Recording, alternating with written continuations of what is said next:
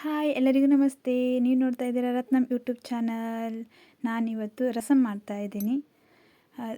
ರಸಮ್ ಮಾಡಲಿಕ್ಕೆ ನಾನಿಲ್ಲಿ 5ರಿಂದ 6 ಟೊಮೆಟೊ ತೊಗೊಂಡಿದ್ದೀನಿ, ಹಣ್ಣಾಗಿರುವಂಥದ್ದು. 6ರಿಂದ 7 ಒಣಮೆಣಸು, ಹಾಗೆ ಒಂದು ಇಂಚಷ್ಟು ಶುಂಠಿ, ಆಮೇಲೆ ಒಂದು ದೊಡ್ಡ ಸೈಜಿನ ಈರುಳ್ಳಿ ಸ್ವಲ್ಪ ಕಟ್ ಮಾಡಿ ಇಟ್ಕೊಂಡಿದ್ದೀನಿ. ಈರುಳ್ಳಿ ಯಾರೆಲ್ಲ ನನ್ನ ಚಾನಲ್ನ ಫಸ್ಟ್ ಟೈಮ್ ನೋಡ್ತಾ ಇದ್ದೀರೋ ಸಬ್ಸ್ಕ್ರೈಬ್ ಮಾಡಿ, ಲೈಕ್ ಮಾಡಿ, ಕಮೆಂಟ್ ಮಾಡಿ, ಶೇರ್ ಮಾಡಿ. ಈಗ ಇವನ್ನೆಲ್ಲ ಬೇಯಿಸ್ಲಿಕ್ಕಿಡುವ.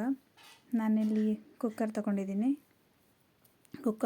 ಅಂದ ತಕ್ಷಣ ನೀವು ವಿಸಿಲ್ ಹಾಕಬೇಕಂತ ಏನಿಲ್ಲ. ಸುಮ್ಮನೆ ಒಂದು 3ರಿಂದ 4 ನಿಮಿಷ ಹಾಗೆ ಮುಚ್ಚಿಟ್ಟು ಬೇಯಿಸ್ಕೊಳ್ಬೇಕು. ಎಲ್ಲವನ್ನು ಹಾಕಿ ಒಂದು ಸರಿ ಚೆನ್ನಾಗಿ ಒಂದು 3ರಿಂದ 4 ನಿಮಿಷ ಚೆನ್ನಾಗಿ ಬೆಂದರೆ ಸಾಕದು. ತುಂಬ ಸಿಂಪಲ್ ಇದು.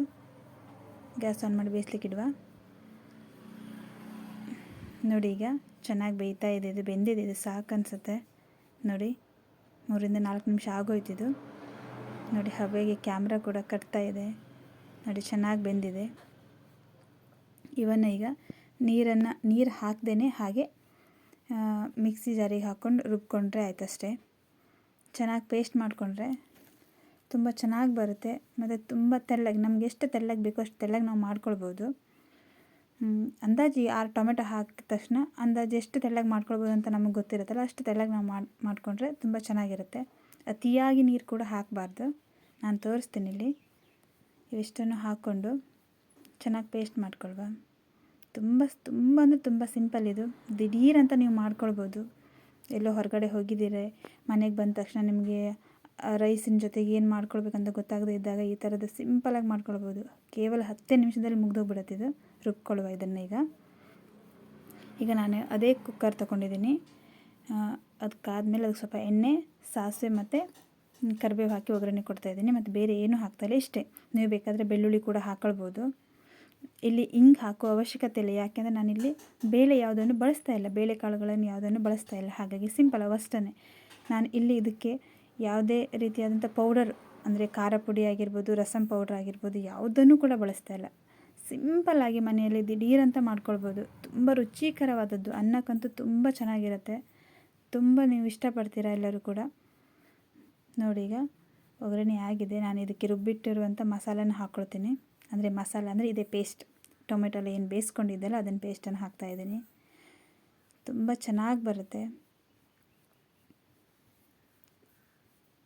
ನೋಡ್ತಾ ಇದೆಲ್ಲ ಚೆಂದ ಕುದಿ ಬರ್ತಾಯಿದೆ. ಹಾಗೆ ಇದಕ್ಕೆ ನಮ್ಗೆ ಎಷ್ಟು ನೀರು ಬೇಕೋ ಅಷ್ಟು ನೀರು ಹಾಕ್ಕೊಂಡು ನಾನು ಕಡ್ಕೊಂಡಿದ್ದೀನಿ. ನೋಡಿ, ಅದು ನಂದು 1 ಲೀಟ್ರ್ ಕುಕ್ಕರ್ ಅದು.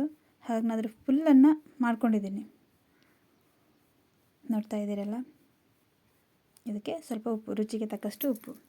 ನೀವು ಬೇಕಾದರೆ ಹುಳಿಯನ್ನು ತುಂಬ ಜಾಸ್ತಿ ಇಷ್ಟಪಡ್ತೀರಾ ಅಂತ ಅಂದರೆ ನೀವು ಇದಕ್ಕೆ ಸ್ವಲ್ಪ ಲಿಂಬು ರಸ ಬೇಕಾದರೆ ಹಾಕ್ಕೊಳ್ಬೋದು, ಅಥವಾ ಸ್ವಲ್ಪ ಹುಣಸೆ ಹಣ್ಣಿನ ರಸ ಬೇಕಾದರೆ ಹಾಕ್ಕೊಳ್ಬೋದು.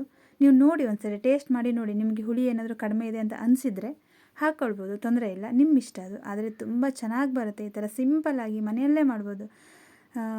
ಎಷ್ಟು ಬೇಗ ಆಗುತ್ತೋ ಅಷ್ಟು ಬೇಗ ಮಾಡ್ಕೊಳ್ಳೋವಂಥದ್ದು ಇದು ರೆಸಿಪಿ. ಒಂದ್ಸರಿ ಟ್ರೈ ಮಾಡಿ. ನಾನಿಲ್ಲಿ ಅನ್ನದ ಜೊತೆಗೆ ಟ್ರೈ ಮಾಡ್ತಾಯಿದ್ದೀನಿ. ನೋಡಿ, ನನಗೆ ತುಂಬ ರಸಮ್ ಅಂದರೆ ತುಂಬ ಇಷ್ಟ. ಎಷ್ಟು ಸಖತ್ ಅನ್ನಿಸ್ತಾ ಇದೆ. ಹಬ್ಬ, ಪೂರ್ತಿ ಅನ್ನ ಖಾಲಿ ಮಾಡಬೇಕಂತ ಅನ್ನಿಸ್ತಾ ಇದೆ. ತುಂಬ ಸೂಪರಾಗಿ ಬಂದಿದೆ. ಒಂದ್ಸರಿ ನೀವು ಕೂಡ ಮನೆಯಲ್ಲಿ ಟ್ರೈ ಮಾಡಿ ನನಗೆ ಕಮೆಂಟ್ ಮೂಲಕ ತಿಳಿಸಿ ಹೇಗೆ ಬಂದಿದೆ ಅಂತ. ಪ್ಲೀಸ್ ಲೈಕ್ ಮಾಡಿ.